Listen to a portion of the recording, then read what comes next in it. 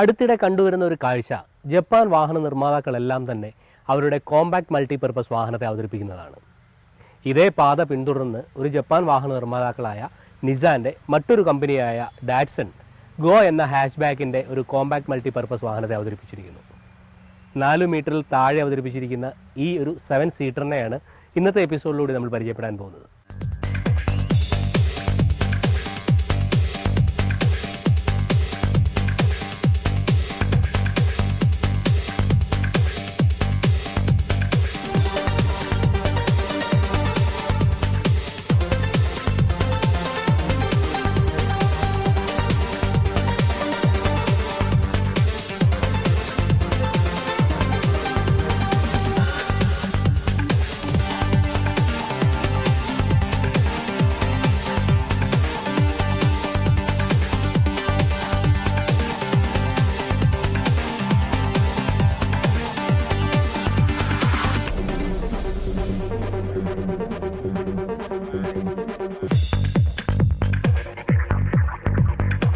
Indian വാഹന വിപണിയിൽ ആദ്യമായി ഒരു വാഹനം 4 മീറ്ററിനുള്ളിൽ 7 സീറ്റുമായി എത്തി.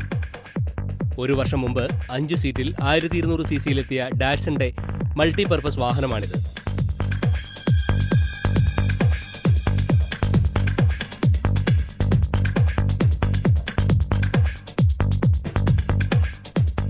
നിസാന്റെ ഉടമസ്ഥതയിലുള്ള മൂന്നാമത്തെ ആഗോള ബ്രാൻഡാണ് ഡാറ്റ്സൺ.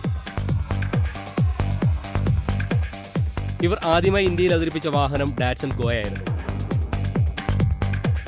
വിലക്കുറവിലെത്തുന്ന ഒരു ഹാഷ് ബാക്ക് എന്ന പ്രത്യേകതയായിരുന്നു ഈ വാഹനത്തിനുണ്ടായിരുന്നത്.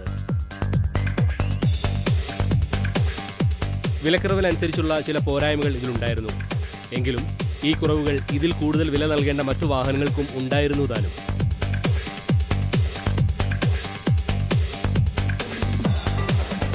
ഈ വാഹനത്തെ ഒന്നുകൂടി നീളം കൂട്ടി ഒരു റോ സീറ്റ് അധികമായി ചേർത്താണ് ഡാറ്റ്സൺ ഗോ പ്ലസിനെ അവതരിപ്പിച്ചിരിക്കുന്നത്.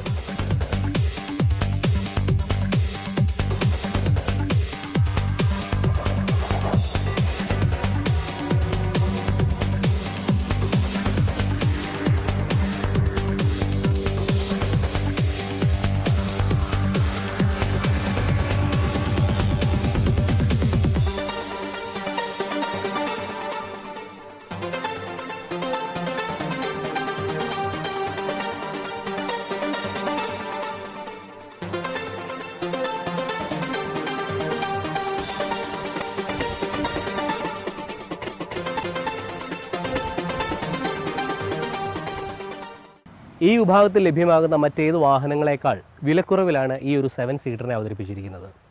കാര്യം ഈ ഒരു വിലക്കുറവ് വരുമ്പോൾ പല കാര്യങ്ങളും കോംപ്രമൈസ് ചെയ്യേണ്ടതായിട്ട് വരും. അതിലേക്ക് നമുക്ക് പിന്നീട് വരാം. എങ്കിൽ പോലും നമുക്കിതിൻ്റെ ഒരു ഡിസൈൻ നോക്കാം. ശരിക്കും ഇതിൻ്റെ ഒരു മുൻഭാഗത്തെ കാഴ്ചയിൽ ആ ഒരു ഡാറ്റ്സൺ ഗോ കിടക്കുന്ന അതേ അനുഭവമാണ്. അതേ ഹെഡ് ലാമ്പ്, അതേ ഹെക്സാഗണൽ ഷേപ്പിലുള്ള റേഡിയേറ്റർ ഗ്രില്ല്, അതിൽ ക്രോമിയത്താൽ ചുറ്റപ്പെട്ടിരിക്കുന്നു. അതുപോലെയുള്ള ഒരു ബോണറ്റിന് നൽകിയിരിക്കുന്ന ഒരു ക്യാരക്ടർ ലൈൻ പോലും അതേ രീതിയിൽ തന്നെയാണ്. എന്നാൽ മുൻഭാഗത്തെ കാഴ്ചയിൽ ഒറ്റ നോട്ടത്തിൽ ഇതൊരിക്കലും ഒരു ഗോ പ്ലസ് എന്നുള്ള ഒരു ഫീല് നമുക്ക് ഉണ്ടാവുന്നില്ല. ശരിക്കും ആ ഒരു ഡാറ്റ്സൺ ഗോ തന്നെയാണ്. എന്നാൽ ഇതിൽ നമുക്ക് പല ഘടകങ്ങൾ ആഡ് ചെയ്യാൻ കഴിയുന്ന ഒരുപാട് പ്രൊവിഷൻ ഇതിനകത്ത് വിട്ടിട്ടും ആണ് ഈ വാഹനത്തെ അവതരിപ്പിച്ചിരിക്കുന്നത്. പിന്നെ നോക്കിയാൽ ഇതിൻ്റെ ഒരു ടയർ സൈസ്, കാര്യം ഇതിൻ്റെ ആ ഒരു സി പില്ലറിന് ശേഷമാണ് ശരിക്കും ഒരു ഗോ പ്ലസ് എന്നുള്ള ഒരു വിഭാഗത്തിലേക്ക് ഈ വാഹനത്തെ മാറ്റിയിരിക്കുന്നത്, അല്ലെങ്കിൽ ആ രീതിയിലേക്ക് ഈ ഡൈയെ മാറ്റിയിരിക്കുന്നത്. നമുക്കിതിൻ്റെ ഒരു ടയർ സൈസ് നോക്കിയാൽ ഒരു 13 ഇഞ്ചാണ് എൻ്റെ ഒരു ശരിക്കും ആ ഒരു ഡയ അത്രയുമുള്ള രീതിയിലാണ് ഇതിനകത്ത് ഉപയോഗിച്ചിരിക്കുന്നത്. കാര്യം അത് കുറച്ചുകൂടി വലിപ്പം കൂടുതൽ നൽകാമായിരുന്നു. പിന്നെ 2450 മില്ലിമീറ്റർ വീൽ ബേസ് ഈ വാഹനത്തിന് നൽകി. അത്രയും വീൽ ബേസ് നൽകുമ്പോൾ നമുക്ക് ആ പഴയ ഒരു ഹാഷ് ബാക്കിൽ നിന്നും കുറച്ചുകൂടി ഒരു വലിപ്പം അല്ലെങ്കിൽ ആ ഒരു നീളം നമുക്ക് കൃത്യമായി ഇതിനകത്ത് കയറുമ്പോൾ അനുഭവിച്ചറിയുന്നതിന് വേണ്ടിയിട്ടാണ് അത്തരത്തിലൊരു വീൽ ബേസ് നൽകിയിരിക്കുന്നത്. പിന്നെ ആ ഒരു വിൻഡോയ്ക്കൊക്കെ ഒരു ബ്ലാക്ക് ഫിനിഷാണ് നൽകിയിരിക്കുന്നത്. വളരെ ചെറിയ ഒരു ക്വാർട്ടർ ഗ്ലാസ് ആണ് ശരിക്ക് ഡാറ്റ്സൺ ഗോയേക്കാൾ പ്ലസ് എന്നുള്ള രീതിയിലേക്ക് ആഡ് ചെയ്തിരിക്കുന്നത്.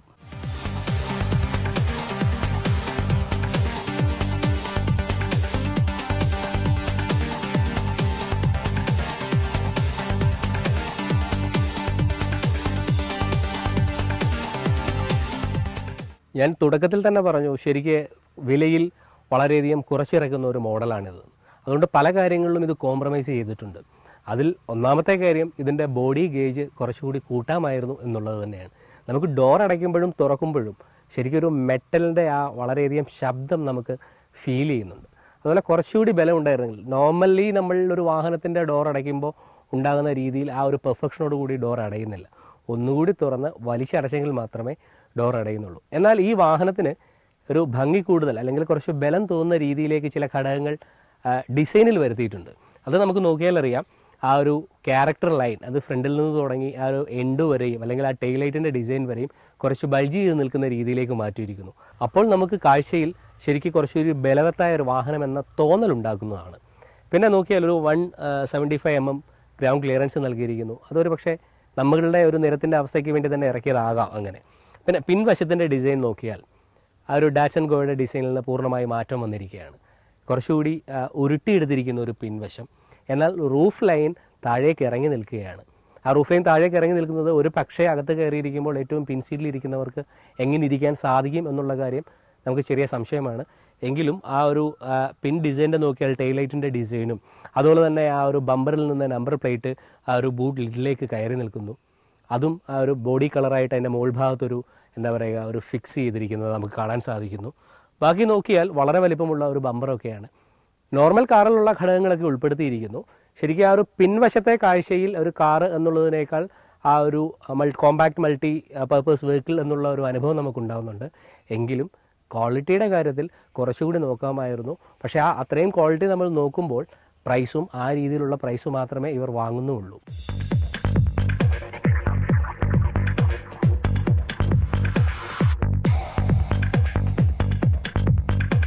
അടിസ്ഥാന ശൈലിയിൽ മാറ്റം വരുത്തിയിട്ടില്ല.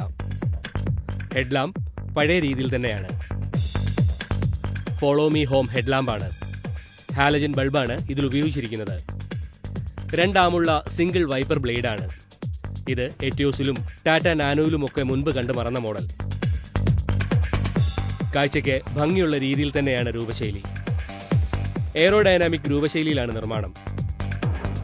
3995 mm നീളവും 1635 mm വീതിയുമാണ്.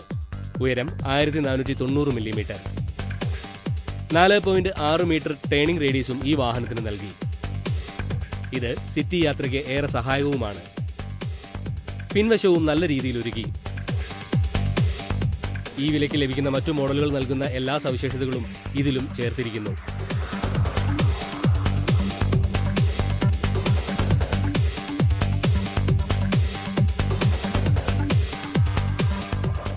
Central console, dashboard, steering wheel, metre console ഇവയൊക്കെ നോക്കിയാൽ ശരിക്കും ഡാറ്റ്സൺ ഗോയ്ക്കകത്ത് കയറിയ അതേ അനുഭവം തന്നെയാണ്.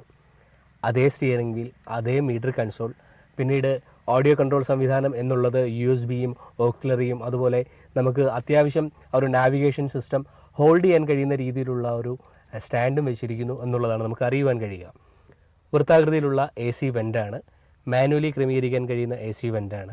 പിന്നെ ഇതിൻ്റെ ഒരു കളർ ടോൺ നോക്കിയാൽ ഒരു ചാര നിറത്തിലുള്ള ഒരു കളർ ടോണാണ്. അതിന് ഒരു ബ്ലാക്ക് ഫിനിഷ് കൂടി നൽകിയിരിക്കുന്നു. പ്ലാസ്റ്റിക്കിൻ്റെ നിലവാരം കൂട്ടാമായിരുന്നു. ഞാൻ ആദ്യം പറഞ്ഞ പോലെ ഒരു പക്ഷേ ആ ഒരു വിലക്കുറവ് എന്നുള്ളത് അടിസ്ഥാനപ്പെടുത്തിയത് കൊണ്ടായിരിക്കാം ഈ രീതിയിലൊക്കെ മാറ്റിയിരിക്കുന്നത്. എന്ന് പറഞ്ഞ് തീരെ മോശമാണ് എന്നുള്ളതല്ല. ശരിക്കും നമുക്ക് ഇപ്പോൾ ഇന്ത്യൻ വിപണിയിൽ ലഭിക്കുന്ന മറ്റു മോഡലുമായി താരതമ്യപ്പെടുത്തിയാൽ അതേ രീതിയിലുള്ള ഒരു പ്ലാസ്റ്റിക്കിൻ്റെ ഒരു നിലവാരമൊക്കെ ഉണ്ട്. വേണമെങ്കിൽ കുറച്ചുകൂടി കൂട്ടാമായിരുന്നു. പിന്നെ ഈ ഒരു സീറ്റിൻ്റെ പൊസിഷൻ നോക്കിയാൽ ശരിക്ക് ഈ ഒരു നോർമലിയുള്ള വാഹനങ്ങളിൽ ഒരു സ്പ്ലിറ്റ് ചെയ്തിരിക്കുന്ന ഒരു ഡബിൾ സീറ്റായിരിക്കും, ഡ്രൈവർ സീറ്റും കോ ഡ്രൈവർ സീറ്റും. എന്നാൽ ഇത് ശരിക്ക് ഈ ഹാൻഡ് ബ്രേക്ക് എന്നുള്ളത് ഈ സ്റ്റിയറിങ്ങിന് അടിഭാഗത്ത് അല്ലെങ്കിൽ ഗിയർ ലിവറിന് സമീപത്തേക്ക് മാറ്റിയിരിക്കുന്നത് കൊണ്ട് ഈ സ്പേസ് ഫ്രീ ആയിരിക്കുന്നു. അപ്പോൾ ഈ സ്പേസ് ഫ്രീ ആയതുകൊണ്ട് തന്നെ സീറ്റ് കുറച്ചുകൂടി അടുത്ത്, അതായത് ഡ്രൈവർ സീറ്റിനോട് ചേരുന്ന രീതിയിലേക്ക് മാറ്റിയിരിക്കുന്നു. ഗിയർ ലിവർ സെൻട്രൽ കൺസോളിലായിട്ട് തന്നെ ഇൻ്റഗ്രേറ്റ് ചെയ്തിരിക്കുകയാണ്. ആ ഒരു പൊസിഷൻ നോക്കിയാൽ അത്യാവശ്യം മോശമല്ലാത്ത രീതിയിലുള്ള ഒരു ഗിയർ ലിവറിൻ്റെ പൊസിഷൻ ആ രീതിയിൽ മാറ്റിയിരിക്കുന്നു. പിന്നെ വേണമെങ്കിൽ ഇത് ടിൽറ്റ് ചെയ്യാൻ കഴിയുന്ന രീതിയിലൊരു സ്റ്റിയറിംഗ് വീലാക്കാമായിരുന്നു. അതൊന്നും ഇതിനകത്ത് ഉൾപ്പെടുത്തിയിട്ടില്ല. ആ ഒരു front door, power window separate ആണ്. ഒരു സൈഡിൽ തന്നെ 2 ഡോറും കൺട്രോൾ ചെയ്യാൻ കഴിയുന്ന രീതിയിലേക്കുള്ള ഒരു പവർ സ്വിച്ച് ഘടിപ്പിച്ചിട്ടില്ല. ഡ്രൈവർ സൈഡിലുള്ള ഡോറ് മാത്രം ഡൗൺ ചെയ്യാനുള്ള സ്വിച്ച്, അല്ലെങ്കിൽ ആ ഒരു പവർ വിൻഡോയുടെ സ്വിച്ച് റൈറ്റ് സൈഡിലും അതുപോലെ കോ ഡ്രൈവറിൻ്റെ അടുത്തുമായിട്ടാണ് ഇത് ക്രമീകരിച്ചിരിക്കുന്നത്.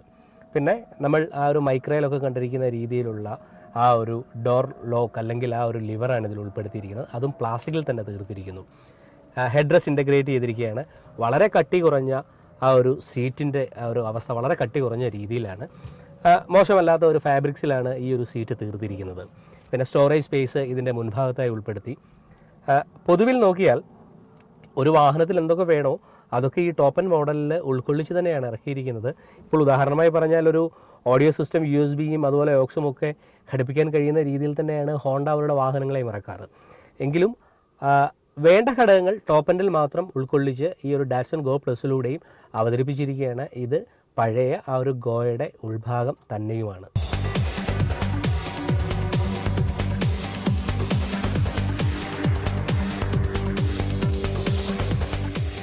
ലെതർ ഫിനിഷ് എന്ന് തോന്നലുളവാക്കുന്ന രീതിയിലാണ് ഡാഷ്ബോർഡും സെൻട്രൽ കൺസോളും നിർമ്മിച്ചിരിക്കുന്നത്. പ്ലാസ്റ്റിക്കിന്റെ അതിപ്രസരമാണ്. 3 സ്പോക്ക് സ്റ്റിയറിംഗ് വീൽ, മൈക്രയിൽ കണ്ടുമറന്ന AC വെന്റുകൾ, ലോക്ക് ചെയ്യാൻ കഴിയുന്ന തരത്തിലല്ല ഗ്ലോ ബോക്സ്,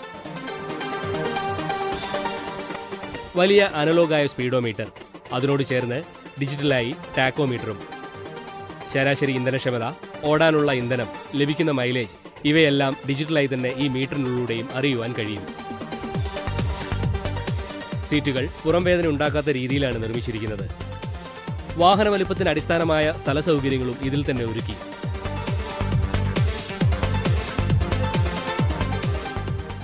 ഇതിനെ 7 സീറ്ററായിട്ടാണ് അവതരിപ്പിച്ചിരിക്കുന്നത്. ശരിക്കും 7 സീറ്റർ വാഹനം എന്ന് പറയുമ്പോൾ 7 പേർക്ക് യാത്ര ചെയ്യാൻ കഴിയുന്ന ഒരു വാഹനമായിരിക്കണം. ഇത് മുതിർന്ന 7 പേർക്ക് യാത്ര ചെയ്യാൻ കഴിയില്ല. 5 പേർക്ക് യാത്ര ചെയ്യാൻ കഴിയുന്ന രീതിയിലാണ് ഇതിൻ്റെ നിർമ്മാണം. ഇപ്പോൾ ഈ ഒരു സെക്കൻഡ് റോ സീറ്റിലിരിക്കുമ്പോൾ പോലും അത്യാവശ്യം മോശമല്ലാത്ത ഒരു ലെഗ് സ്പേസ് ഈ വാഹനം നൽകുന്നു എന്നേ നമുക്ക് പറയാൻ സാധിക്കുകയുള്ളൂ. കാര്യം ഇത് 4 മീറ്ററിൽ താഴെ ഇറക്കിയിരിക്കുന്ന ഒരു വാഹനമാണ് എങ്കിൽ പോലും സെക്കൻഡ് റോ സീറ്റിൽ പോലും അത്രയുമേ ഉള്ളൂ. കുറച്ചുകൂടി തൈ സപ്പോർട്ട് ആകാമായിരുന്നു. ഏകദേശം നോക്കിയാൽ അറിയാം, ഇത്രയും ഭാഗം മാത്രമേ ഇതിനകത്ത് മുട്ടുന്നുള്ളൂ. ബാക്കി കാല് നമുക്ക് ഉയർന്നിരിക്കുന്ന രീതിയിലാണ്. പിന്നെ ഇതും കോസ്റ്റ് കട്ടിങ്ങിൻ്റെ ഭാഗമായിട്ട് തന്നെ വളരെ നേർത്ത ഒരു സീറ്റാണ്. നമുക്ക് ഈ സീറ്റ് തന്നെ അറിയാം, എങ്കിൽ പോലും ലെഗ് സ്പേസ് കുറവാണ്. ഈ സീറ്റ് നമുക്ക് ഫോൾഡ് ചെയ്യാം. ഫോൾഡ് ചെയ്തതിന് ശേഷമാണ് ബാക്ക് സീറ്റിലേക്ക് പോകേണ്ടത്. ബാക്ക് സീറ്റ് എന്നുള്ളത് വളരെ ചെറിയ കുട്ടികൾക്ക് മാത്രം ഇരിക്കാൻ കഴിയുന്ന ഒരു സീറ്റാണ്. ഏകദേശം അവർക്ക് പോലും കാലുകൾ നിവർത്തിയിരിക്കാൻ കുറച്ച് ബുദ്ധിമുട്ടാണ്. ആ സീറ്റിന് ശരിക്കും ഒരു സ്റ്റോറേജ് സ്പേസാക്കി തന്നെ ഉപയോഗിക്കുകയാണ് നല്ലത് എന്നുള്ള അനുഭവമാണ് കാഴ്ചയിൽ ഉണ്ടാവുക. വളരെ ചെറിയ കുട്ടികളെ ഫ്രീ ആയിട്ട് ബാക്ക് സീറ്റിലേക്ക് മാറ്റാം. ആ ബാക്ക് സീറ്റിലിരുന്നാൽ വളരെ കൺജസ്റ്റഡ് ആയിരിക്കുന്ന ഒരു അനുഭവമാണ് നൽകുന്നത്. അതുമാത്രമല്ല, ആ ഒരു ക്വാർട്ടർ ഗ്ലാസ്സിലൂടെയുള്ള ഒരു വിഷ്വൽ പോലും അല്ലെങ്കിൽ ആ ഒരു വ്യൂ പോലും വളരെ ബുദ്ധിമുട്ടിയാണ് നമുക്ക് കാണുവാൻ കഴിയുക.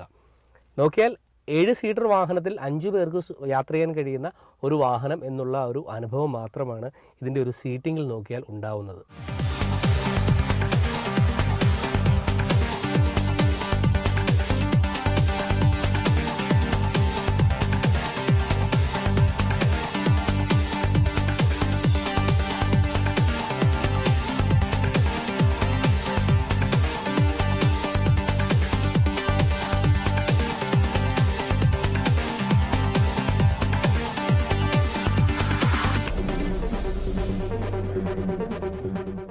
ഇതിന് അല്പം വലുപ്പം കൂട്ടിയെങ്കിൽ പോലും നേരത്തെ ഗോയിൽ ഉപയോഗിച്ചിരിക്കുന്ന ആ ഒരു 1.2 ലിറ്റർ ആ ഒരു പെട്രോൾ എഞ്ചിൻ തന്നെയാണ് ഇതിൽ ഉപയോഗിച്ചിരിക്കുന്നത്.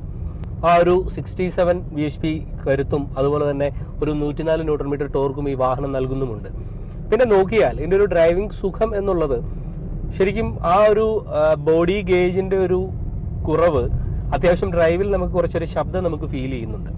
പിന്നെ ഒരു സീറ്റിങ്ങിൻ്റെ ഒരു പൊസിഷൻ, ഇത് ഹൈറ്റ് അഡ്ജസ്റ്റ് ചെയ്യാൻ കഴിയുന്ന ഒരു സീറ്റല്ല. 2 സ്റ്റിയറിംഗ് നമുക്ക് ടിൽറ്റ് ചെയ്യാൻ കഴിയില്ല. അപ്പോൾ ഒരു കുഴിയിലിരിക്കുന്ന ഒരു അനുഭവത്തിലിരുന്നാണ് ഡ്രൈവ് ചെയ്യുന്നത്. അതായത് ഇപ്പോൾ എൻ്റെ ഒരു ഹൈറ്റ് ഉള്ളവർക്ക് പോലും അത്യാവശ്യം ഒരു കുഴിയിലിരിക്കുന്ന ഒരു ഫീലാണ് ഉണ്ടാകുന്നത്. അപ്പോൾ കുറച്ചുകൂടി ഹൈറ്റ് കുറഞ്ഞ ആൾക്കാർക്ക് അതൊരു ബുദ്ധിമുട്ടായി മാറും. പിന്നെ ഗിയർ ലിവറിൻ്റെ ഒരു പൊസിഷൻ എന്നുള്ളത് നമ്മൾ കുറച്ച് ദൂരം ഓടിച്ചു കഴിയുമ്പോൾ ഈ ഒരു സീറ്റിൻ്റെ ഹൈറ്റ് കുറവ് അല്ലെങ്കിൽ ഈ ഒരു ഗിയർ ലിവർ കുറച്ചുകൂടി അടുത്ത് നിൽക്കുന്നത് വളരെ ക്ലോസ് ആയിട്ടുള്ള ഒരു ഫീലാണ്. കുറച്ചുകൂടി താഴ്ന്ന രീതിയിലായിരുന്നെങ്കിൽ വളരെയധികം കംഫർട്ട് നമുക്ക് ഉണ്ടാകുമായിരുന്നു. പിന്നെ മറ്റൊന്ന്, ഈ വാഹനത്തിൻ്റെ മറ്റു ചില ഘടകങ്ങൾ കൂടി നോക്കിയാൽ, ഞാൻ ഈ പറഞ്ഞ ചില പോരായ്മകൾ ഒഴിവാക്കി കഴിഞ്ഞാൽ ഇത്രയും ചെറിയ ഒരു വാഹനത്തിൽ അല്ലെങ്കിൽ ഇത്രയും വില കുറഞ്ഞ ഒരു വാഹനത്തിൽ ഒരുപാട് ഡ്രൈവിനെ കുറിച്ച് മെച്ചപ്പെടുത്താനുള്ള ഒരുപാട് ഘടകങ്ങൾ ഉൾപ്പെടുത്തിയിരിക്കുന്നു. ഇപ്പോൾ മീറ്റർ കൺസോളിൽ നോക്കിയാൽ ഇപ്പോൾ ഹുണ്ടായുടെ മറ്റു വാഹനങ്ങളിലൊക്കെ കാണുന്ന പോലെ ആ ഒരു ഗിയർ ഷിഫ്റ്റ് ഇൻഡിക്കേറ്റർ ഡിജിറ്റലായി രേഖപ്പെടുത്തുന്നുവെങ്കിൽ ഇത് കൃത്യമായി ഈ ഒരു മീറ്റർ കൺസോളിൽ രേഖപ്പെടുത്തിയിരിക്കുകയാണ്. ഒരു 20 കിലോമീറ്റർ എത്തുമ്പോൾ ആ ഒരു സെക്കൻഡ് ഗിയറിലേക്ക് ഷിഫ്റ്റ് ചെയ്യുക, അല്ലെങ്കിൽ ആ 20നും 40നും ഇടയ്ക്ക് ഒരു തേർഡ് ഗിയർ എന്നുള്ള ഏത് ഗിയറിൽ ഏത് കിലോമീറ്ററിൽ ഏത് ഗിയറിൽ പോകണമെന്നുള്ളത് ആ ഒരു മീറ്റർ കൺസോളിൽ അടയാളപ്പെടുത്തിയിട്ടുണ്ട്. പിന്നെ ഇനിയും എത്ര കിലോമീറ്റർ ഓടാനുള്ള ഒരു ഇന്ധനം ഇതിനകത്ത് ബാലൻസ് ഉണ്ട് എന്നുള്ളത് ഏത് സമയത്തും നമുക്ക് കാണിക്കുന്നതാണ്. ഒരു അനലോഗായിട്ടുള്ള ഒരു സ്പീഡോ മീറ്റർ ആണ് എങ്കിൽ പോലും ഡിജിറ്റലി രേഖപ്പെടുത്തുന്ന ടാക്കോമീറ്ററും ഇതിൽ ഉൾപ്പെടുത്തി ഡിജിറ്റലി തന്നെയാണ് ഫ്യൂൽ ഗേജും നമുക്ക് ഇതിനകത്ത് കാണിക്കുന്നത്. പിന്നെ ഞാൻ പറഞ്ഞിരിക്കുന്ന മറ്റു ഘടകങ്ങളെല്ലാം, അതായത് മാനുവലി ക്രമീകരിക്കാൻ കഴിയുന്ന AC-യും ഓഡിയോ കൺട്രോൾ സംവിധാനവും ഒക്കെ ഉള്ളപ്പോൾ ഒരു വാഹനം എന്നുള്ളതിൽ ഒരു പൂർണ്ണത എത്തുന്നുണ്ട്. എങ്കിൽ പോലും ഇത്തരത്തിലുള്ള ചില പോരായ്മകൾ കൂടി നികത്തിയിരുന്നെങ്കിൽ ഈ ഒരു വിലക്കുറവിനെ അടിസ്ഥാനപ്പെടുത്തിയാണ് ഏത് ഘടകത്തിനും ഇത്തരത്തിലുള്ള ചില പോരായ്മകൾ അല്ലെങ്കിൽ കോംപ്രമൈസ് നടത്തിയിരിക്കുന്നത് എന്നുള്ളതാണ് ഡ്രൈവിൽ നമുക്ക് അറിയുവാൻ കഴിയുക. കുറച്ച് വലിപ്പമുള്ള സ്റ്റിയറിംഗ് വീലും അത്യാവശ്യം നല്ല ടേണിംഗ് റേഡിയസ് നൽകുന്നത് കൊണ്ട് ഇത്രയും നീളമുള്ള ഒരു വാഹനത്തെ സിറ്റിയിലൂടെ നമുക്ക് കൊണ്ടുപോകാൻ കഴിയുന്നു. പിന്നെ ഈ വാഹനത്തെ ഒരു യാത്രയ്ക്ക് ഉപയോഗിക്കാം, അതുപോലെ തന്നെ ഒരു കമേഴ്ഷ്യൽ പർപ്പസിന് നമുക്ക് വേണമെങ്കിൽ ഉപയോഗിക്കാൻ കഴിയുന്ന രീതിയിൽ ഈ വാഹനത്തെ ഉപയോഗിക്കാം. ആ കമേഴ്ഷ്യൽ പർപ്പസ് കഴിഞ്ഞു കഴിഞ്ഞാൽ അത്യാവശ്യം ഒരു ഫാമിലി ആയിട്ട് എങ്ങോട്ടെങ്കിലും യാത്ര പോകണമെങ്കിലും ഈ വാഹനത്തെ ഉപയോഗിക്കാൻ കഴിയുന്ന രീതിയിലേക്കൊക്കെയാണ് ഡാറ്റ്സൺ ഈ വാഹനത്തെ അവതരിപ്പിച്ചിരിക്കുന്നത്.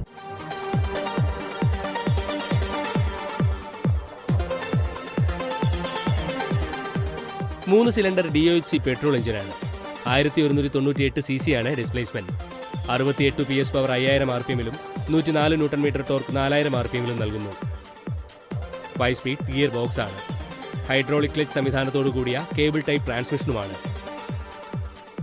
സുരക്ഷാ മാനദണ്ഡങ്ങളിൽ മറ്റു വില കൂടിയ മോഡലുകൾക്കൊപ്പം ഈ വാഹനവും പരാജയപ്പെട്ടിരുന്നു. അതിനാൽ എയർ ബാഗുകൾ, ABS തുടങ്ങിയവ ഇതിനുള്ളിലില്ല. എന്നാൽ മൈക്രോയുടെ അടിസ്ഥാന മോഡൽ മുതൽ ഡ്രൈവർ എയർ ബാഗ് ഇറക്കിയ കമ്പനി കൂടിയാണിത്.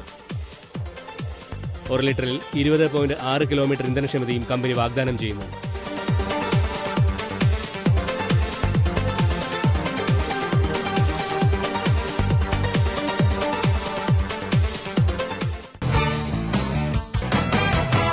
ഇന്ത്യൻ ഇരുചക്ര വാഹന വിപണിയിൽ ഒരു കാലത്ത് വിദേശീയരായ വാഹന നിർമ്മാതാക്കൾ എത്തുന്നത് ഇന്ത്യയിലെ ഏതെങ്കിലും ഒരു കമ്പനികളെ കൂട്ടുപിടിച്ചായിരുന്നു. എന്നാൽ അടുത്ത കാലം മുതൽ ഇവരെല്ലാവരും സ്വതന്ത്രമായി അവരുടെ പ്രവർത്തനം ആരംഭിച്ചു. അത്തരത്തിൽ എല്ലാ വാഹനങ്ങളും തന്നെ ശ്രദ്ധേയമാവുകയും ചെയ്തു. അത് ചെറിയ ബൈക്കുകളിൽ തുടങ്ങി ക്രൂയിസിംഗ് സൂപ്പർ ബൈക്കുകൾ വരെ എത്തി നിൽക്കുന്നു. ഇതേ പാത തന്നെയാണ് ട്രയംഫും പിന്തുടർന്നത്. ക്ലാസിക്, ക്രൂയിസിംഗ്, സൂപ്പർ ബൈക്കുകൾ എന്നിവയിൽ ശ്രദ്ധേയരായ ഇവരുടെ ബോൺവെൽ T100 എന്നുള്ള ഒരു മോഡലിനെയാണ് നമ്മളിന്ന് പരിചയപ്പെടാൻ പോകുന്നത്.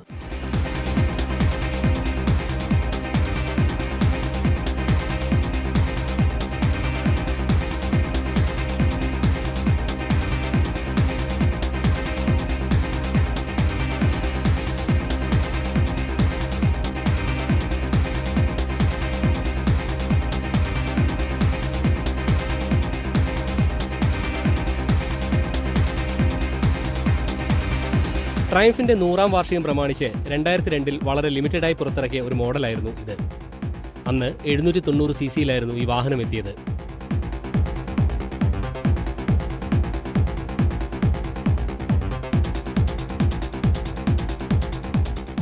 പിന്നീട് 2006 മുതൽ 865 cc-യിൽ പെടുന്ന T100-നെയും അവതരിപ്പിച്ചു.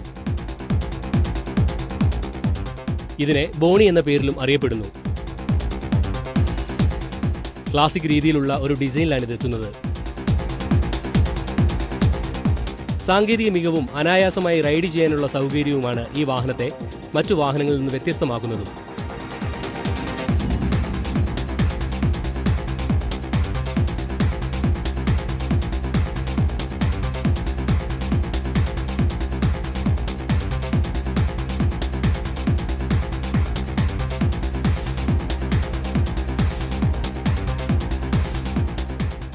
ഇതൊരു ക്ലാസിക് വിഭാഗത്തിൽ ഇറക്കിയിരിക്കുന്ന ഒരു മോഡലാണ്. അതേ രീതിയിൽ തന്നെ ഡിസൈൻ ചെയ്തിരിക്കുന്ന ഒരു വാഹനമായിട്ട് തന്നെ നമുക്ക് കാഴ്ചയിൽ അനുഭവപ്പെടുകയും ചെയ്യുന്നുണ്ട്. അതിന് എടുത്തു പറയേണ്ട കുറേയധികം സവിശേഷതകൾ, ഒരു ഡ്യുവൽ ടോൺ നിറത്തിലാണ് എത്തുന്നത്. അതുപോലെ തന്നെ വൃത്താകൃതിയിലുള്ള ഒരു ഹെഡ് ലാമ്പാണ്. അതേ മീറ്റർ കൺസോൾ ആണെങ്കിലും ശരി, നമുക്ക് ആ ഒരു ഫീലിൽ തന്നെ അതിനെ ആ ഒരു വൃത്താകൃതിയിൽ തന്നെ തീർത്തിരിക്കുന്നു. പിന്നെ നോക്കിയാൽ ഒരു ഹാൻഡിലിൻ്റെ പൊസിഷൻ ആണെങ്കിലും ആ രീതിയിൽ തന്നെ ഒരു റൈഡിങ് കംഫർട്ട് നൽകുന്ന രീതിയിലേക്ക് അതിനെ മാറ്റിയിരിക്കുന്നു. വളരെ ഫ്ലാറ്റ് ആയിട്ടുള്ള ഒരു സീറ്റാണ്. പിന്നീട് നമുക്ക് അത്യാവശ്യം നല്ല വേഗത്തിൽ പോകാൻ കഴിയുന്ന ഒരു വാഹനമായതുകൊണ്ട് അതിന് ആനുപാതികമായ രീതിയിൽ തന്നെയുള്ള സാങ്കേതിക തികവിലും ഈ വാഹനത്തെ അവതരിപ്പിച്ചിരിക്കുകയാണ്. ഏകദേശം ഒരു 310 mm ഒരു ഡയോയുള്ള ഒരു ഡിസ്ക് ബ്രേക്ക് ഫ്രണ്ടിലും അതുപോലെ തന്നെ 255 ഡയോയുള്ള ഒരു ഡിസ്ക് ബ്രേക്ക് ബാക്കിലും കൊടുത്തിരിക്കുന്നു. ഒരു ട്വിൻ സിലിണ്ടർ എഞ്ചിനാണ്. അതുപോലെ തന്നെ ആ ഒരു എക്സോസ്റ്റ് ആണെങ്കിലും ശരി ആ ഒരു ക്ലാസിക് രീതിയിൽ തന്നെയാണ് അതിനെ മാറ്റിയിരിക്കുന്നത്. പിന്നെ നമുക്ക് ഏത് തരത്തിലും പോകാൻ കഴിയുന്ന രീതിയിലുള്ള ഒരു പൊസിഷൻ നൽകിയിരിക്കുന്നത് കൊണ്ട് തന്നെ ഈ വാഹനത്തെ അത്യാവശ്യം ഏത് തരത്തിലുള്ള റൈഡിന് നമുക്ക് ഉപയോഗിക്കാം. പ്രത്യേകിച്ച് ഒരു റൈഡിന് കൂടുതൽ താല്പര്യമുള്ളവർ അല്ലെങ്കിൽ ഒരു ബൈക്കേഴ്സിനാണ് കൂടുതൽ ഇതിനോടുള്ള ഒരു താല്പര്യം തോന്നുക. ആ രീതിയിലുള്ള സവിശേഷതയും ആ രീതിയിലുള്ള പ്രത്യേകതയുമാണ് ഇതിൽ ഒരുക്കിയിരിക്കുന്നത്.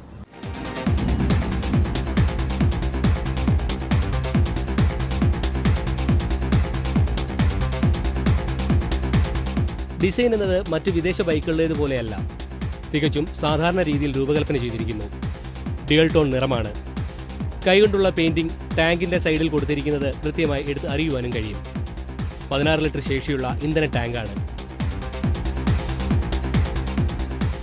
സ്പോക്ക് വീലുകളാണ്. ഇത് ഒരു ക്ലാസിക് അനുഭവം നൽകുന്നു. Twin port metre console. ഇതിൽ അനലോഗായ സ്പീഡോമീറ്ററും ടാക്കോമീറ്ററും ഒപ്പം ഓഡോമീറ്ററും ട്രിപ്പ് മീറ്ററും ഡിജിറ്റലായും രേഖപ്പെടുത്തുന്നു. ഇഗ്നീഷൻ സ്വിച്ച് സാധാരണ ബൈക്കിൽ നിന്നും വ്യത്യസ്തമായി ഹെഡ്ലൈറ്റിന്റെ ഇടതുവശത്തായി ഘടിപ്പിച്ചു. ഹാൻഡിൽ ലോക്ക് സ്വിച്ച് ഹെഡ്ലാമ്പിന് വലതുവശത്തും. മുൻപിൻ വീലുകൾ തമ്മിലും വ്യത്യാസം വന്നിരിക്കുന്നു. ക്രോമിയം കവറോടുകൂടിയ എഞ്ചിനാണ്. എന്നാൽ എഞ്ചിനോട് കൂടുതൽ എടുക്കുമ്പോഴാണ് ഇതിന്റെ സാങ്കേതിക മികവ് അറിയുവാൻ കഴിയുക. Twin shock absorber. മുൻപിൽ 310 mm പിന്നിൽ 255 mm ഉള്ള ഡിസ്ക് ബ്രേക്കുകളാണ്. 1500 mm വീൽ ബേസും ഈ വാഹനത്തിന് നൽകി. ഫ്യൂൽ ഗേജ് കാണിക്കുന്നില്ല, മറിച്ച് low fuel warning light instrument പാനലിൽ തെളിയുന്നു.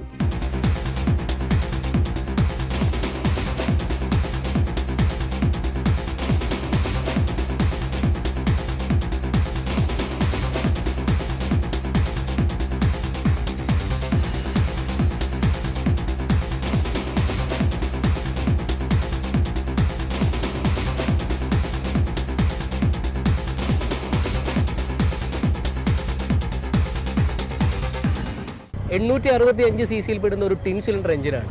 എന്നാൽ ആ ഒരു വാഹനത്തിൻ്റെ ഒരു റൈഡിംഗ് കംഫർട്ട് എന്ന് പറയുന്നത് വളരെ നല്ല രീതിയിൽ നമുക്ക് ആസ്വദിച്ച് പോകാൻ സാധിക്കുന്നു എന്നുള്ളതാണ്. കാര്യം ആ ഒരു ഓവർ പവർ എന്നതിനേക്കാൾ നമ്മളുടെ ആ ഒരു എന്താ പറയുക ഒരു ത്രോട്ടിൽ റെസ്പോൺസിനനുസരിച്ച് ഇത് പ്രവർത്തിക്കുന്നത് കൊണ്ട് വളരെ ഈസിയും വളരെ സ്മൂത്തുമായ ഒരു ഹാൻഡ്ലിങ്ങും ഒരു റൈഡിംഗ് കംഫർട്ടും നൽകുന്നു. ഒരു 61 PS പവറും ഒരു 61 Nm ടോർക്കും നൽകുന്നത് കൊണ്ടും നമുക്കൊരു ഹൈവേ സ്ട്രെച്ചിലൊക്കെ നല്ല രീതിയിൽ ഈ വാഹനത്തെ കൃത്യമായ ഹാൻഡ്ലിങ്ങോടുകൂടി കൊണ്ടുപോകാൻ സാധിക്കുന്നു. പിന്നെ എടുത്തു പറയേണ്ടത് ഇതിൻ്റെ ഒരു ഹാൻഡിൽ പൊസിഷനാണ്. ആ ഒരു വളരെ ഫ്രീ ആയിട്ടിരുന്ന് നമുക്ക് കംഫർട്ടായിട്ടിരുന്ന് റൈഡ് ചെയ്യാൻ കഴിയുന്നത് കൊണ്ട് എത്ര ലോങ് പോയാലും യാതൊരു തരത്തിലുള്ള ഒരു ബാക്ക് പെയിനോ അല്ലെങ്കിൽ അത്തരത്തിലുള്ള ഒരു അസ്വസ്ഥതയോ നമുക്ക് ഉണ്ടാകുന്നില്ല. ഈസി ആയിട്ട് വളരെ കംഫർട്ടായിട്ട് റൈഡ് ചെയ്തുകൊണ്ട് പോകുവാനും കഴിയും. മികച്ച റൈഡിംഗ് പൊസിഷനും മികച്ച ഹാൻഡ്ലിങ്ങുമാണ് ഈ വാഹനം നൽകുന്നത്. സിറ്റിയിലും ഹൈവേയിലും ഒരുപോലെ ഉപയോഗിക്കാം. ഏത് ട്രാഫിക്കിലൂടെയും അനായാസമായി വാഹനത്തെ കൊണ്ടുപോകാൻ കഴിയുന്നു. Twin cylinder air cooled DOHC എഞ്ചിനാണ്. 865 cc ആണ് displacement. 60.7 PS power 7500 RPM-ലും 61.1 Nm torque 5551 RPM-ലും നൽകുന്നു. 5 സ്പീഡ് ഗിയർ ബോക്സ് ആണ്. 80-100 കിലോമീറ്റർ അനായാസമായി വാഹനത്തെ ഒരു 3000-4000 RPM-ൽ ഓടിച്ചുകൊണ്ടുപോകാനും കഴിയും. ഒപ്പം മികച്ച സസ്പെൻഷനും കൂടി ആയപ്പോൾ റൈഡിംഗ് ഏറെ ഹൃദ്യമാകുന്നു.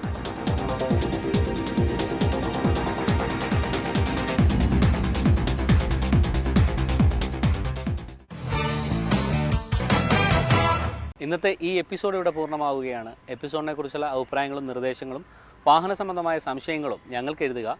വിലാസം producer fast track Manorama news Aroor Alappuzha ജില്ല. ഈ എപ്പിസോഡ് പൂർണ്ണമായി കാണാൻ സാധിച്ചിട്ടില്ല എങ്കിൽ ഞങ്ങളുടെ വെബ്സൈറ്റായ manoramanews.com കാണാൻ സാധിക്കും. കൂടാതെ യൂട്യൂബിലും ഈ എപ്പിസോഡുകൾ ലഭ്യമാണ്. അടുത്തയാഴ്ച നിരത്തിലിറങ്ങിയ മറ്റൊരു വാഹനത്തിൻ്റെ വിശേഷവുമായി വീണ്ടും കാണാം.